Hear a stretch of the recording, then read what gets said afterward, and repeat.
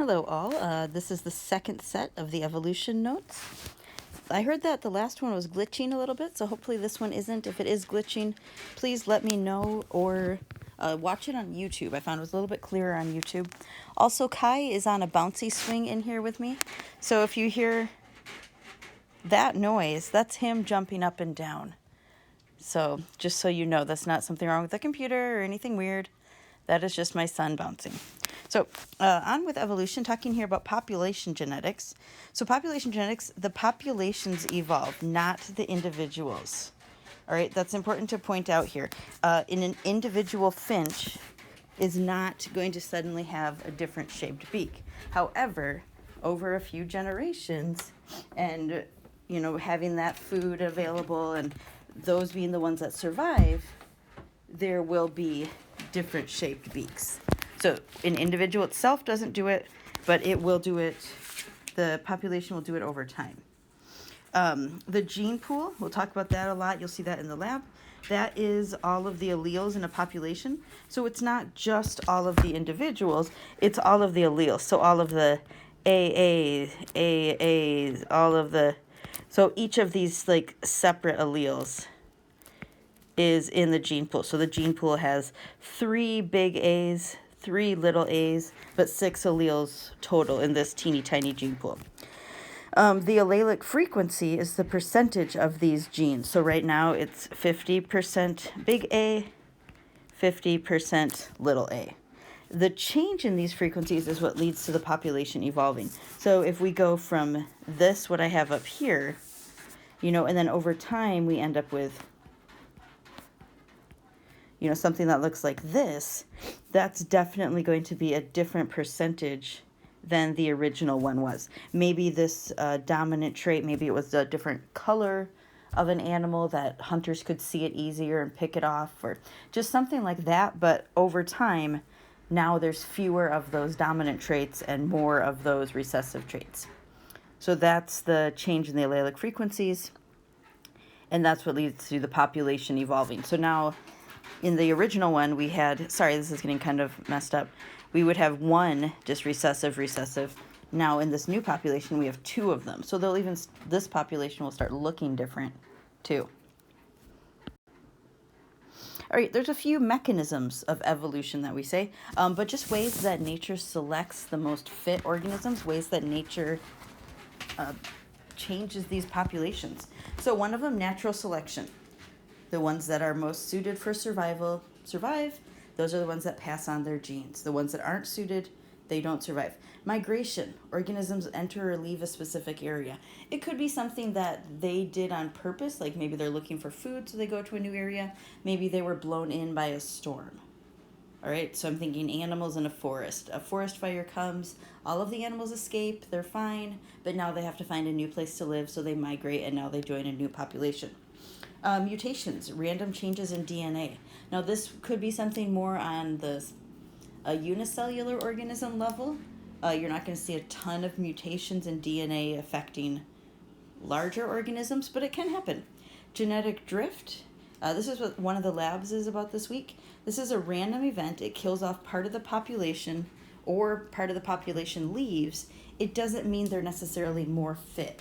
So it's not survival of the fittest necessarily, but somehow some of them survived, and those ones are the ones that now go on. So this picture at the bottom here, I have migration, I have this bug joining the green bugs here. But genetic drift is if we have this population, notice there's different colors, there's different sizes. Well, these ones just happen to get stepped on. That's just where the shoe fell. Now this is our new population. So genetic drift is more of a random thing, and then kind of the ones that are left make up the new gene pool. Well, I'll talk more about that at the end also. So some more mechanisms. There's different types of selection.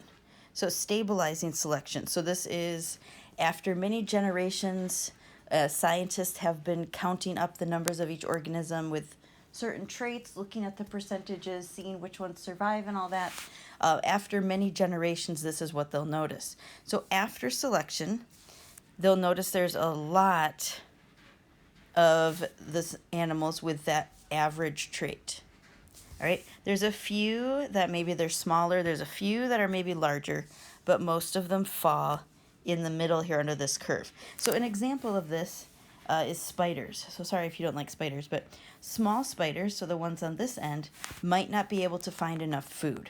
Maybe they're not big enough to build a web to catch the type of insects that are there, or they're not big enough to, I don't know, whatever spiders do, eat or drain the blood out of the insects that they collect.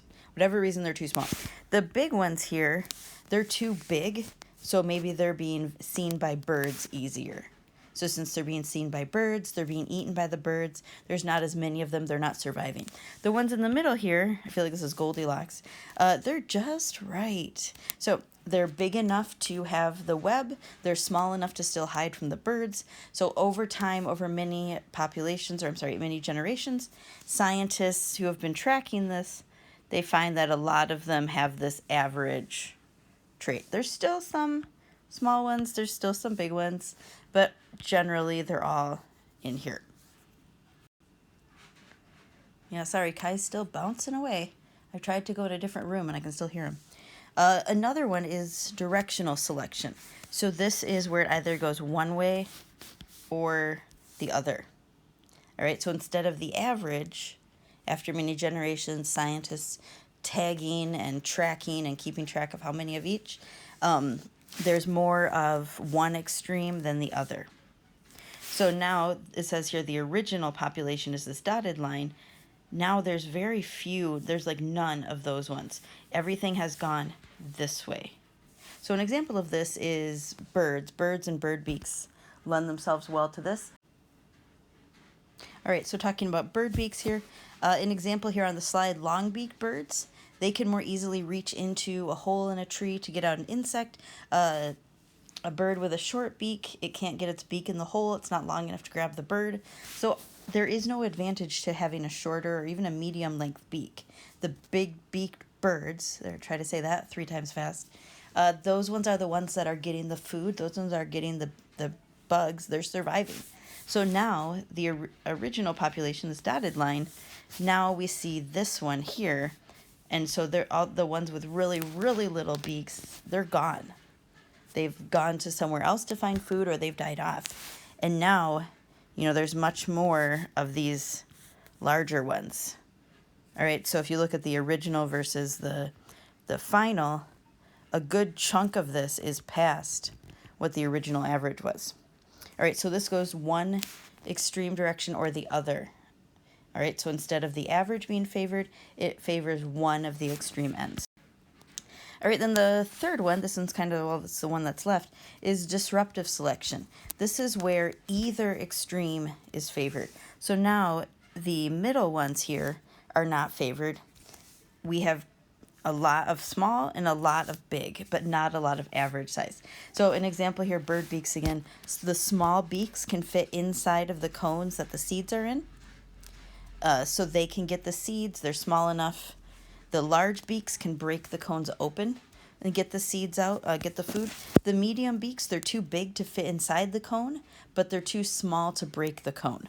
So the medium-sized beaks here, there aren't as many of them because they're not getting as much food. But lots of small beaks, because they can get into the cone, get the seeds. Lots of bigger beaks, they can break the cones, get the seeds. They're doing really well.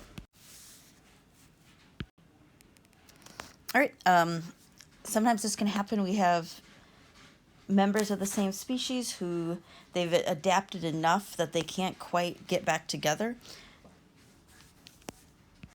And they can actually be isolated from each other, reproductively isolated from each other. They've changed and adapted enough that they no longer reproduce with, members of the other group. So this prevents those from mating. So using the example of the bird beaks, well, maybe there's other adaptations, and now the big beaked birds don't even mate with the small beaked birds because they've adapted so much. Maybe they live in different areas and such that they're not even going to reproduce with each other. They're all still finches, they're all still birds, but they've adapted so much that they're different that way. So structurally, they could have adapted. They literally cannot mate with each other. Okay, they don't fit together to mate. Behavioral, okay, the mating behaviors are different. So what impresses one set of birds, one set of finches, doesn't impress another set, so they're not even going to attract each other to mate. So the birds dancing, the frogs croaking. Geographical, they're in totally different areas. Okay, they're not going to mate because they're hundreds of miles apart. So it's totally just a moot point if the pieces fit or if the behavior matches, because they're just nowhere near each other. So this is what can cause some of these adaptations also too, and how we could see a trend in one characteristic or another is based on who's reproducing with who. And then I added this to the end. This is not in your fill in the blanks. I recommend you add this though. This will be in, I think it's in Friday's lab. You're also going to read about it tomorrow a little bit. But genetic drift, there's two main kinds. Founder's effect. A small group leaves the original population and starts a new group somewhere else. So a really good example of this, the Amish people. I totally respect them for their beliefs. I respect them for standing up for what they think is right. However, they have isolated themselves, so they have made their gene pool smaller. So we have the gene pool of the whole population of people in the United States or Pennsylvania where they started, and then they broke off and separated themselves. So just the ones that have left, now that's the smaller gene pool. Now in Amish, I mean, there's some exceptions, of course, but generally they're tall, blonde, light-skinned, because the people who found themselves agreeing with the Amish, when they left, those were the genes they had, so that's the genes that they make up now. I'm not sure if that makes sense, but they've separated themselves, so the genes of the people who left, that's the genes that they have now. The royal families hundreds of years ago in Europe, separating themselves. Okay, if you only marry into the royal family as a royal, your gene pool, your options are much smaller than if you were marrying just anyone from the world or anything like that. Bottleneck effect it's similar on paper, but this is where there's a huge natural disaster, only a few survive. It doesn't mean that they survive because they're more fit. It's just they were in the right place at the right time. So kind of the bugs earlier on the slide where they got stepped on and going back to if there's a forest fire example, well, maybe the animals that were just in an area that didn't burn were the ones that survived the forest fire.